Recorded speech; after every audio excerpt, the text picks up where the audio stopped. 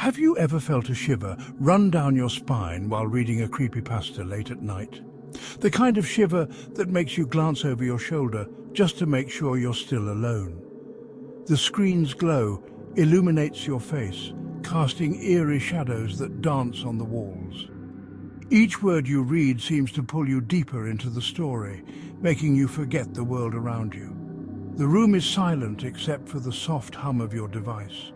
The stillness amplifies every creak and groan of the house, making you hyper-aware of your surroundings. Yet you feel an undeniable presence. It's as if the story has come to life and the characters are watching you, waiting for the perfect moment to reveal themselves. These digital campfire stories, shared in hushed tones on the internet, have a unique power. They connect us to a collective fear, a shared experience that transcends time and space. They tap into our primal fears, the ones that linger in the shadows of our minds. The fear of the unknown, the fear of what lurks just beyond our sight. Creepypastas remind us that the line between fiction and reality is often blurred. Sometimes it disappears completely. In those moments, we are left questioning what is real and what is merely a figment of our imagination. As you type your own stories or read others, you become part of this eerie tradition. Each tale adds to the ever-growing tapestry of fear, weaving new threads into the fabric of our collective nightmares. And when you finally close your laptop, the relief is palpable. But the stories linger, haunting the corners of your mind, ready to resurface the next time you dare to delve into the world of creepypastas. Sarah, a college student with a thirst for the macabre, found herself drawn to the world of creepypastas. She had always been fascinated by the unknown, the eerie, and the unexplained. Late at night, when the world around her was silent, she would dive into the depths of the internet, seeking out the most terrifying stories she could find. She spent countless hours scrolling through forums, devouring tales of cursed videos, haunted websites, and entities lurking in the digital shadows. Each click led her deeper into a labyrinth of horror, where every story seemed more chilling than the last. The more she read, the more she craved, as if the fear itself was a drug she couldn't get enough of. Each story, a chilling reminder of the darkness hidden beneath the surface of our world. The tales of malevolent spirits, vengeful ghosts, and sinister forces made her question the very nature of reality. Were these just stories, or was there some truth to the horrors described? The line between fiction and reality began to blur. She reveled in the adrenaline rush, the quickened heartbeat, and the feeling of being on the edge of her seat. The thrill of the unknown, the suspense of what might come next, kept her coming back for more. It was a dangerous game, but one she couldn't resist. The fear was intoxicating, a dark allure that pulled her in deeper with every story. But Sarah's fascination was about to morph into something far more sinister, a terrifying journey into the heart of her own fears. What started as a harmless hobby was slowly turning into an obsession. The stories began to invade her dreams, turning them into nightmares. The line between her online explorations and her real life was becoming increasingly blurred. She was about to discover that some doors, once opened, can never be closed. At first, the changes were subtle. A flicker on her computer screen, a whisper of her name when no one was around, a feeling of being watched, an unseen presence lingering just beyond her peripheral vision.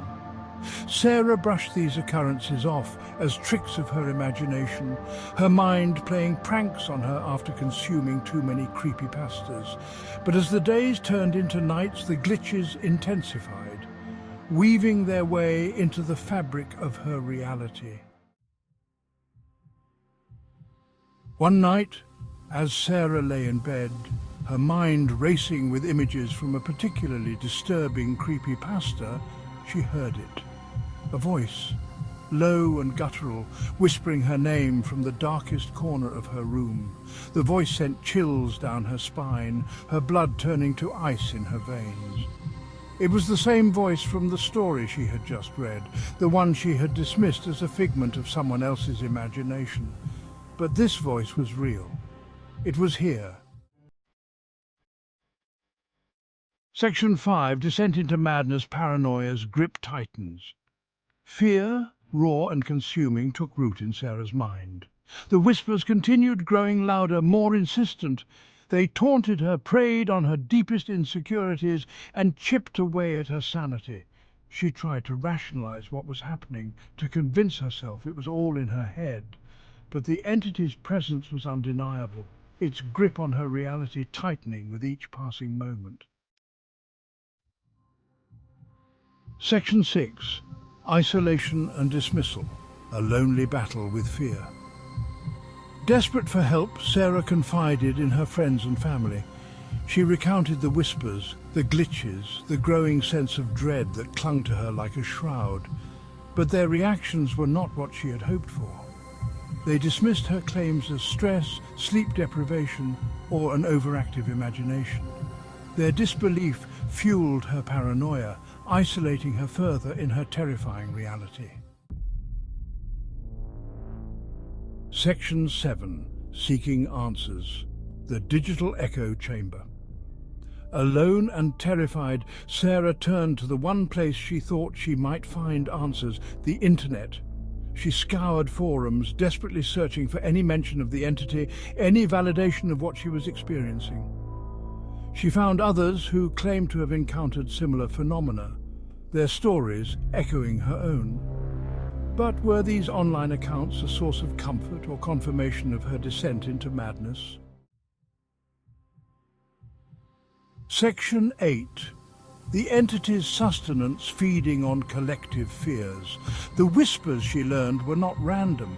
They were a manifestation of a malevolent entity, a creature that fed on the collective fears of humanity. Every click, every view, every shared story amplified its power, blurring the lines between fiction and reality.